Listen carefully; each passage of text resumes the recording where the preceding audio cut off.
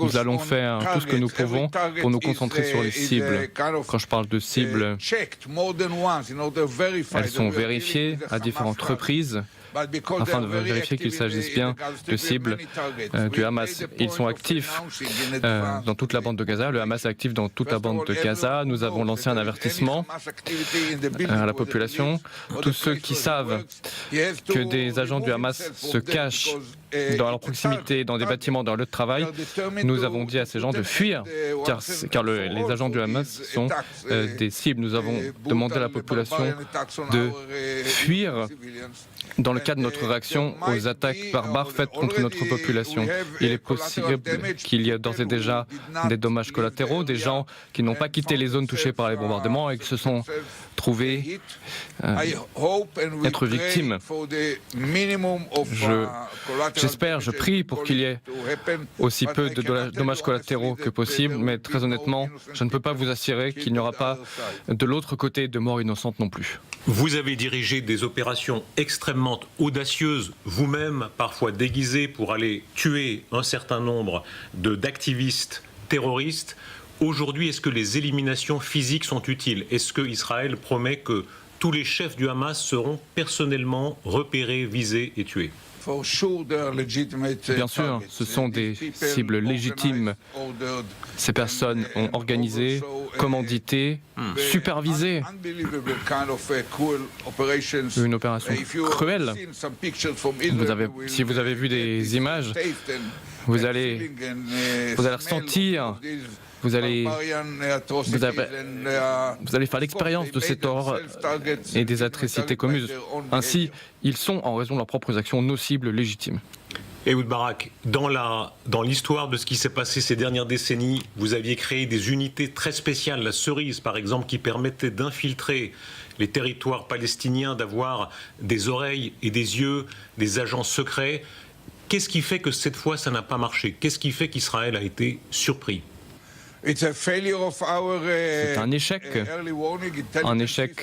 des avertissements lancés par nos services de renseignement, un échec de notre réponse opérationnelle, et c'est un échec, enfin, de l'échelon politique. Je l'ai déjà dit,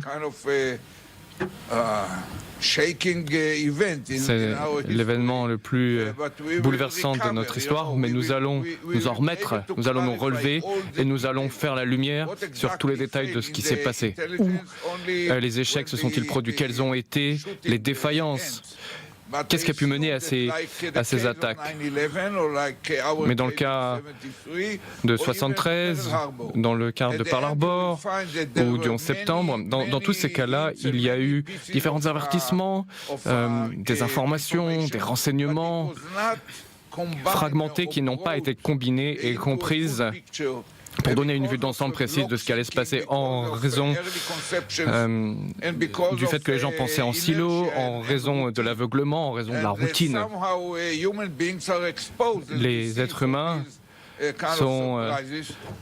s'exposent ainsi à des surprises de cette nature et il ne faut pas simplement s'appuyer sur les avertissements préliminaires, mais être prêt physiquement à riposter en cas d'attaque, en ce qui nous concerne, à presque chaque instant.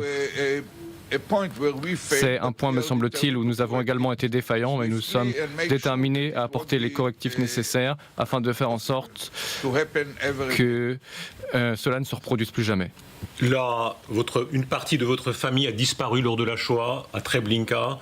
Aujourd'hui, un des jours, cette semaine a été une des plus noires dans l'antisémitisme, non seulement en Israël, mais dans le monde. Quel est le sens historique que cela comporte pour vous? Vous savez, j'ai plus de 80 ans, je suis plus tout à fait jeune, j'ai une longue vie derrière moi. Je me rappelle de la fondation de cet État. Je suis né au milieu de la Seconde Guerre mondiale, avant même que l'Holocauste ne soit achevé. Vous savez, pour les personnes âgées, tout cela a une résonance. L'histoire ne se répète certes jamais, mais il y a une résonance. Et depuis les attaques nazies contre le monde entier, mais en particulier contre les Juifs, eh bien, il n'y avait jamais eu des atrocités de ce niveau, des exécutions de masse de Juifs dans le monde ou d'Israéliens. Donc cela me rappelle un certain nombre de souvenirs, mais nous disposons d'un État fier, indépendant, puissant,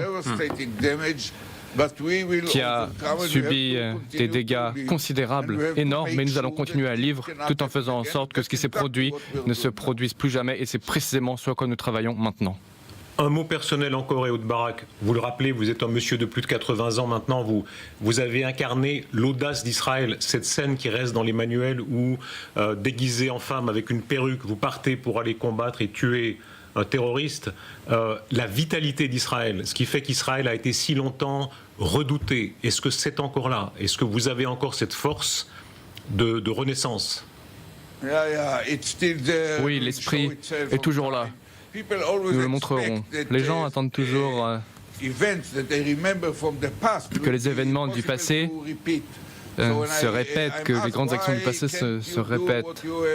Pourquoi n'êtes-vous pas en mesure de répliquer ce que vous avez fait à NTB ou sur l'opération de la Sabena ou les opérations de Beyrouth? Tout change, le contexte change. La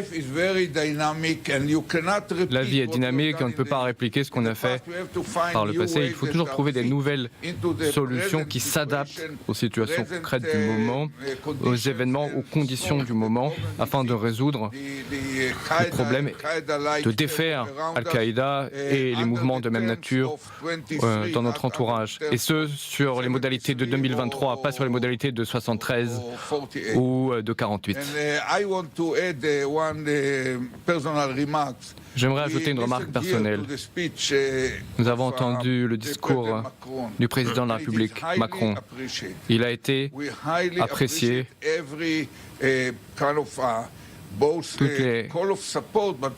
Tous les appels à solidarité, les appels moraux à rester fort, à montrer la solidarité avec Israël s'il y a d'autres attaques, ainsi que les mots de compassion. Tout cela a été apprécié. C'est un défi global que nous devons relever ensemble